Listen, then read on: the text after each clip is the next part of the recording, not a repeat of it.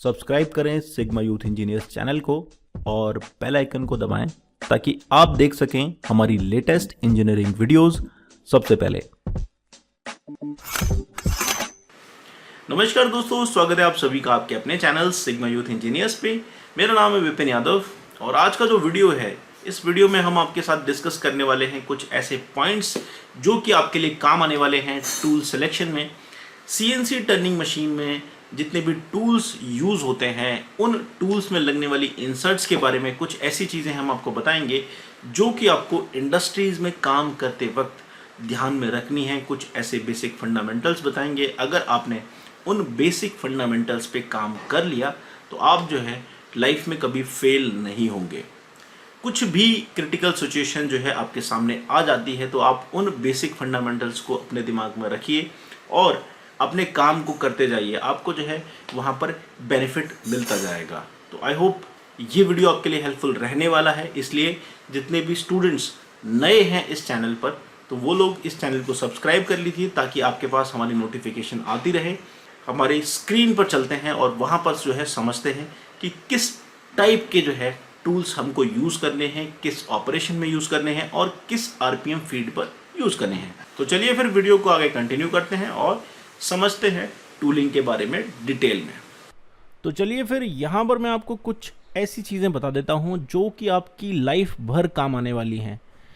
कैसे इंसर्ट को सेलेक्ट करना है। आप इंसर्ट को देखते हैं तो उसका सिर्फ आपको शेप दिखाई देता है। अब इंसर्ट जो है बेसिकली 7 शेप्स में अवेलेबल है, आपने देखी है। अब इनमें से कौन सी इंसर्ट का जो शेप है वो किस ऑपरेशन के लिए सूटेबल रहेगा, ये कैसे आइडेंटिफाई करोगे। आप देखकर ही एक बेसिक फंडामेंटल अपने दिमाग में क्लियर कर लो कि एक बार देखी ये इंसर्ट वहाँ यूज़ हो सकती है, ये आपके दिमाग में क्लियर हो जाए। इसके लिए जो है आपको समझना पड़ेगा। यहाँ देखो 7 शेप्स अवेलेबल हैं, ठीक है। टोटल 7 शेप हैं। इन 7 शेप्स को ही आपने समझना है कि भैया कहाँ पे यूज़ करना है।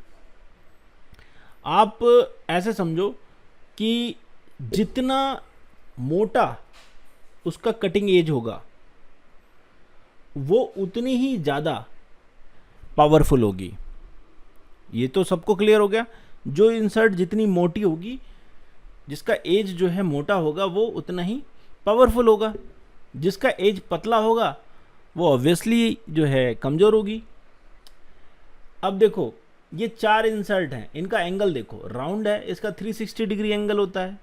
स्क्वायर वाले का 90 डिग्री हो गया, सी वाले का 80 डिग्री हो गया, डब्ल्यू वाले का 80 डिग्री हो गया। ये तो आपको समझ में आ गया। ये जो है बड़े एंगल वाली इंसर्ट है।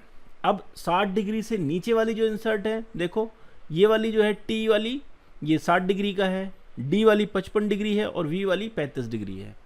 इसका क्या मतलब है? इसका मतलब ये है कि भैया ये वाली जो इंसर्ट है आपको वहाँ यूज़ करनी है जहाँ पर आपको कटिंग फोर्स कम देना है, यानी कि उन मशीन्स में यूज़ करना है जहाँ पर जो है कम पावर में भी हमको जो है मशीनिंग करने को मिल जाए। और ये वाली जो है ये रफिंग के लिए यूज़ होंगी। मोटा मोटा आप समझो कि रफिंग करनी है तो हमको जो है बड़े एंगल वाली जो है इंसर्ट यूज़ करनी है, और अगर हमको फिनिशिंग करनी है तो हम जो है छोटे एंगल वाली इंसर्ट यूज़ करेंगे। बहुत ही क्लियर हो गया। अब जितना कम एंगल होगा उसको जो है उतनी ही फिनिशिंग बढ़िया आपको जो है मिलती जाएगी, ठीक है। तो ये 3 इंसर्ट हैं, इनका यूज़ आपको वहाँ करना है। अगर लगे कि भैया वाइब्रेशन ज़्यादा हो रही है, तो वाइब्रेशन क्यों होगी? जब आपका जो है कटिंग एज जो है ज़्यादा यूज़ करेंगे, आप मटेरियल ज़्यादा रिमूव करेंगे, तब जो है आप वाइब्रेशन जो है आपकी वर्क पीस में आएगी, मशीन्स के अंदर जो है वाइब्रेशन आएंगी। वाइब्रेशन अगर कम करनी है तो आप जो है कम कटिंग एज वाली जो है ये इंसर्ट का यूज़ कर सकते हैं। तो ये जो है सिलेक्शन बेसिक फंडामेंटल क्लियर हो गया। जितने पतला एज उतनी ही फिनिशिंग के लिए यूज़ करना है, जितना मोटा एज उतने ही ज़्यादा चांसेस हैं कि उसको जो है रफिंग बढ़िया करेगा वो, क्योंकि उसमें स्ट्रेंथ ज़्यादा है। एक बेसिक फंडामेंटल आपके दिमाग में ये क्लियर कर लो। दूसरी चीज़ मैं आपको बताता हूँ कि अगर आपको सेमी फिनिशिंग करनी है, सेमी फिनिशिंग मतलब आधी जो है रफिंग भी काम आ जाए और आधा जो है फिनिशिंग में भी काम आ जाए, इसको बोलते हैं सेमी फिनिश। उसमें क्या कर सकते हो, उसमें देखो आपकी जो है एक तो ये जो है डी वाली जो इंसर्ट होती है ये यूज़ हो जाती है, टी वाली इंसर्ट यूज़ हो जाती है, ठीक है। उसके बाद आ जाती है आपकी सी और एस, ठीक है। ये इंसर्ट जो है लाइट रफिंग के लिए हम इसको यूज़ कर सकते हैं, ये सूटेबल होती हैं। सबसे इम्पॉर्टेंट चीज़ कहाँ पर आती है मैं आपको समझाता हूँ, प्रोफाइल। जब आप प्रोफाइल बनाते हो जहाँ पर जो है एक कर्व आ जाता है, एस टाइप का प्रोफाइल आती है, ठीक है, यू टाइप की आ गई, डब्ल्यू टाइप की प्रोफाइल आ गई। अब वहाँ पर कौन सी इंसर्ट यूज़ कर सकते हो आप, उसके लिए देखो सबसे बेसिक फंडामेंटल क्या करना है, जो जितनी पतली इंसर्ट होगी उसका यूज़ प्रोफाइलिंग में सबसे बढ़िया होगा, क्योंकि उसमें क्या है आपको कटिंग एज थोड़ा सा लंबा मिल जाता है, प्लस एंगल कम मिलता है तो कम मटेरियल रिमूव करती है, तो प्रोफाइल जो है उसमें बढ़िया से बनती है, ठीक है। तो प्रोफाइलिंग के लिए क्या यूज़ करनी है, वी और डी, ये दो इंसर्ट हैं, इनका ही यूज़ करना है आपको, ठीक है। जैसी फिनिशिंग आपको चाहिए वैसे जो है आप इसमें इंसर्ट यूज़ कर सकते हैं, ठीक है। तो ये शेप का फ़र्क हो गया। अब अगर मैं आपको बोलूँ कि भैया हार्ड मटेरियल है, तब आप क्या करेंगे, हार्ड मटेरियल के लिए आपको जो है यूज़ करनी है राउंड इंसर्ट या फिर स्क्वायर इंसर्ट। ये दो इंसर्ट ऐसी इंसर्ट हैं जिनको आप हार्ड से हार्ड मटेरियल में यूज़ करोगे ना तो आपको बढ़िया रिजल्ट मिलेगा, क्योंकि इसकी लाइफ जो होती है ना राउंड इंसर्ट की और स्क्वायर इंसर्ट की बहुत बढ़िया होती है हार्ड मटेरियल के लिए, तो आप जो है इसको यूज़ कर सकते हो। और एक चीज़ और मैं आपको बताता हूँ, अगर आप जो है फेसिंग ऑपरेशन करते हो, फेसिंग के लिए सबसे बढ़िया इंसर्ट मैं आपको बताता हूँ, स्क्वायर वाली आप यूज़ करो या फिर जो है आप यूज़ करो ये जो 80 डिग्री वाली होती है सी शेप, ठीक है, सी और एस, ठीक है। ये सी और एस शेप जो होती हैं ये फेसिंग के लिए, फेसिंग ऑपरेशन के लिए सबसे बढ़िया इंसर्ट मानी जाती हैं। इसका यूज़ आप बेझिझक होकर कर लीजिए, आपको बढ़िया रिजल्ट मिलेगा, ठीक है। अब कई बार क्या होता है, कुछ लाइट मशीन्स होती हैं जिनकी पावर जो है ज़्यादा रेटिंग नहीं होती है, ठीक है। उन मशीन्स में अगर आपको जो है अचानक से कोई पार्ट डेवलप करना है तो आप जो है बेझिझक होकर टी, डी और वी ये इंसर्ट जो है आप यूज़ कर लीजिए, ठीक है, क्योंकि ये जो है कम पावर में भी जो है आपको सही मशीनिंग और रिजल्ट्स मिल जाएगा आपको, ठीक है। तो ये याद रखना, जहाँ पर हैवी लोड चाहिए वहाँ पर जो है हमको आर, एस, सी और डब्ल्यू ये जो है इंसर्ट यूज़ करनी है, और जहाँ पर कम लोड है, जो मशीन जो है हल्की पावर की हैं, कम पावर की हैं, उनके लिए जो है टी, डी और वी ये वाली इंसर्ट आपको यूज़ करनी है। ये जो चीज़ें मैं आपको बता रहा हूँ ये उन स्टूडेंट्स के लिए है जो अभी जो है सेलेक्ट करना नहीं जानते कि भैया कौन सी इंसर्ट हम यहाँ पर यूज़ करें, ठीक है। ये एक मोटा मोटा आइडिया है, हालांकि इंसर्ट सेलेक्ट करने के लिए और भी फैक्टर्स हैं जिनका यूज़ हमें करना है, तो वो हमें तब यूज़ करने हैं जब उसमें स्पेशलिटी में काम करेंगे, ठीक है। वो हम इंसर्ट नोमेनक्लेचर में हम आपको बताते हैं, वो चीज़ें भी आपको जो है यहाँ पर ध्यान में रखनी है, ठीक है। अब एक चीज़ और आती है जिसको बोलते हैं लॉन्गिट्यूडनल टर्निंग। अगर आपको जो है टर्निंग ऑपरेशन करना है एक लंबे डिस्टेंस के लिए, तब आप कौन सी इंसर्ट यूज़ कर सकते हैं। देखो सबसे बेस्ट इंसर्ट मैं आपको बताता हूँ, टी शेप जो होती है, ट्रायंगुलर शेप जो इंसर्ट होती है वो सबसे बढ़िया होती है अगर आप जो है लॉन्गिट्यूडनल टर्निंग कर रहे हैं, ठीक है। और अगर आप प्रोफाइलिंग कर रहे हैं तो उसके लिए जो आप जानते हैं कि रोम्बिक 55 डिग्री वाली और 35 डिग्री वाली ये दोनों ही बेस्ट इंसर्ट हैं, इनका आप यूज़ कर सकते हैं, ठीक है। अब सबसे इम्पॉर्टेंट चीज़ जो आती है मशीनिंग में वो होती है कि वाइब्रेशन टेंडेंसी क्यों बढ़ती हैं, ठीक है, और कैसे हम इसको कम कर सकते हैं। देखो अलग अलग एंगल पर जो है हमको टूल होल्डर्स लेने होते हैं, ठीक है। अलग अलग मशीनिंग प्रोफाइल के हिसाब से जो है हम टूल होल्डर्स लेते हैं। अब उसमें क्या वेरिएशन कर सकते हैं हम, उसमें दो टर्म्स होती हैं, एक एंटरिंग एंगल और एक होता है लीड एंगल। दो एंगल्स को जो है हम अलग अलग एंगल्स पे वेरी करते हैं, ठीक है। एंटरिंग एंगल जो है जितना ज़्यादा बड़ा होगा उतने ही कम होंगे हमारे वाइब्रेशंस, ठीक है। और लीड एंगल हमारा जितना छोटा होगा उतने ही कम होंगे हमारी वाइब्रेशंस। जैसे जैसे हमारा लीड एंगल बढ़ता जाएगा हमारी जो मशीनिंग में वाइब्रेशन टेंडेंसीज़ हैं वो बढ़ती जाएंगी। तो दो चीज़ हमेशा याद रखिए, एंटरिंग एंगल हमेशा जो है हमको बड़ा रखना है अगर हमको मशीनिंग करनी है। अब एक सवाल ये हो सकता है कि भैया एंटरिंग एंगल बड़ा होता ही क्यों है, हम तो हमेशा जो है एंटरिंग एंगल को जो है बड़ा ही रखेंगे, छोटा करेंगे ही नहीं, और लीड एंगल को जो है हम हमेशा छोटा रखेंगे, बड़ा होने ही नहीं देंगे।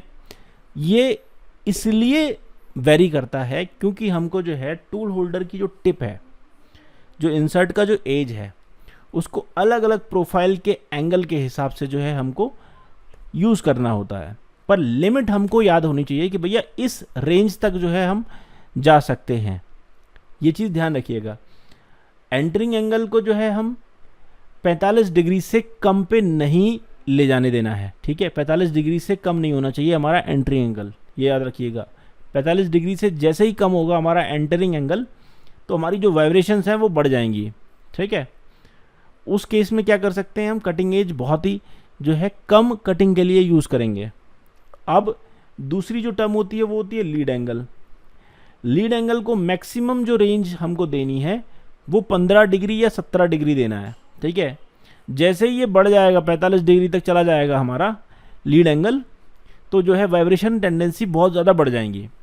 तो जो सेफ रेंज होती है 0 डिग्री से लेकर 15 डिग्री तक जो है आप लीड एंगल को वेरी करिए, ठीक है। और एंटरिंग एंगल को जो है मैक्सिमम जो है 45 डिग्री तक करना है, वरना कोशिश करिएगा कि 75 डिग्री तक ही हमारा जो है एंटरिंग एंगल जाए। तो इससे क्या होगा, हमारी जो है वाइब्रेशन टेंडेंसीज जो है कम होंगी। ये फैक्टर भी आप हमेशा याद रखिएगा, ठीक है। इसके अलावा एक बेसिक चीज़ और मैं आपको बताता हूँ जो मटेरियल ग्रेड से रिलेटेड होती है। जब भी आप मशीनिंग इंडस्ट्री में काम करेंगे तो आपको जो है मटेरियल ग्रेड्स के जो है नाम नहीं मिलेंगे। जैसे अगर आप स्टेनलेस स्टील यूज़ कर रहे हैं, कास्ट आयरन यूज़ कर रहे हैं, तो ये आपको नहीं दिखेगा। आपको क्या करना होगा, आपको वहाँ पर अगर आइडेंटिफाई करना है कि भैया ये इंसर्ट किसके लिए यूज़ कर रहे हैं, तो उसका जो एक कोड वर्ड यूज़ होता है, ठीक है। यहाँ पर जो है PMKNSH ये जो है आपको इंसर्ट के ऊपर लिखा हुआ मिल जाएगा। तो उसका एक बहुत बेसिक सा रूल है, उसको समझने के लिए देखो, हम स्टील को स्टील बोलते हैं, बट मशीनिंग इंडस्ट्री में स्टील का जो नॉमेनक्लेचर है ISO स्टैंडर्ड के हिसाब से वो P है, यानी P वर्ड से जो है हम स्टील को डिफाइन करते हैं, ठीक है। P वर्ड जहाँ पर लिखा होगा वहाँ पर ब्लू कलर होगा, स्काई ब्लू कलर से जो है P लिखा होगा, ठीक है। और जो स्टेनलेस स्टील होता है वो M से जो है डिनोट होता है और येलो कलर में जो है आपको दिख जाएगा। अगर आपको कहीं पर कास्ट आयरन का मटेरियल के लिए देखना है तो वहाँ पर K लिखा होगा, ठीक है। अगर K लिखा है तभी हम जो है कास्ट आयरन में इसको यूज़ कर सकते हैं। और नॉन फेरस मटेरियल्स होते हैं, जैसे कि आपके हो गए एल्युमिनियम हो गया, ठीक है, कॉपर हो गया, जिंक हो गया, ये सब आपके आ जाते हैं नॉन फेरस मटेरियल जिसके अंदर आयरन नहीं होता है, ठीक है। उनको जो है N ग्रेड से जो है डिफाइन किया जाता है। उसके बाद आता है heat resistant and super alloys. जो सुपर अलॉय होते हैं उनको S से हम जो है डिनोट करते हैं, ठीक है। S में जो है बहुत सारे लोग कंफ्यूज हो जाते हैं कि भैया ये स्टील का भी हो सकता है, स्टील के लिए हम यूज़ करते हैं, नहीं। ये याद रखिएगा, सुपर अलॉयज़ वो होते हैं जिनकी हार्डनेस जो है 60 HRC से ऊपर चली जाती है, ठीक है।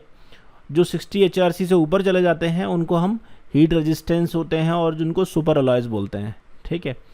और छठी जो कैटेगरी होती है वो होती है hard and steel. Hard and steel जैसे कि आपका नॉर्मली डेली लाइफ में देखते हैं, तो जो JCB होती है, JCB की जो बकेट होती है वो जो होती है हार्ड एंड स्टील की बनी होती है, ठीक है, जो कि किसी भी रफ कंडीशन में आप यूज़ कर सकते हैं। ब्रेकर्स होते हैं, हैमर्स होते हैं, उनके लिए जो है हम हार्ड एंड स्टील यूज़ करते हैं, उसको H से डिनोट करते हैं। तो ये आपको जो है हार्ड एंड स्टील नहीं मिलेगा, आपको H मिलेगा, S मिलेगा, N मिलेगा, PMK यही लिखे होंगे। इंसर्ट के जो डिब्बे होंगे आपको वहाँ पर जो है आपको यही लिखा होगा। तो आपको ये ध्यान रखना है कि भैया ये वाली जो इंसर्ट है हम इस मटेरियल ग्रेड पर ही यूज़ कर सकते हैं। तो ये बेसिक फंडामेंटल्स हैं, उन स्टूडेंट्स के लिए हैं जो कि नए हैं इस इंडस्ट्री के अंदर, ठीक है। बाकी अगर कोई और डाउट रहता है तो वो कमेंट करिएगा। इसके ऊपर स्पेशलिस्ट वीडियो जो है हम आगे बना भी रहे हैं और कुछ वीडियोस हमने इसकी डाली हुई हैं, तो वो आप जो है देख लीजिएगा, आपको उससे जो है काफ़ी कुछ मदद मिल जाएगी। तो आई होप ये वीडियो आपके लिए हेल्पफुल रहेगा। ऐसी कुछ और इन्फॉर्मेटिव वीडियोस के लिए आप हमारे चैनल को सब्सक्राइब कर सकते हैं। अभी के लिए बस इतना ही, मिलते हैं अगले वीडियो में। Thanks for watching video.